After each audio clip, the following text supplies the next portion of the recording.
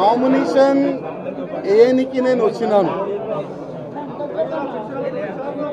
ఒక ముహూర్తం ఉంటుంది, ఒక మంచి సమయం ఉంటుంది.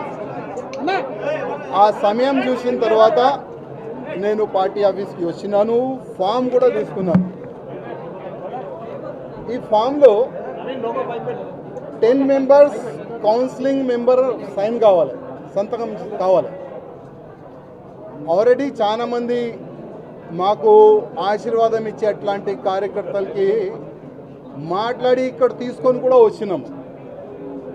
స్టేట్ కౌన్సిలింగ్ మెంబర్ ఇక్కడ వచ్చిన తర్వాత వాళ్ళకి ఫోన్ చేసి పోస్టులో ఉంటావా, సస్పెండ్ చేయాలా అని వాళ్ళకి బెదిరించి ఇక్కడ నుంచి పంపించేస్తున్నారు.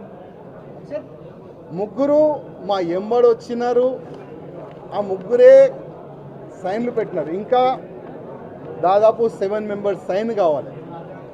10 మెంబర్స్ సంతకం చేసిన తర్వాతనే మనం ఈ ఫామ్కి మనం సబ్మిట్ చేయొచ్చు.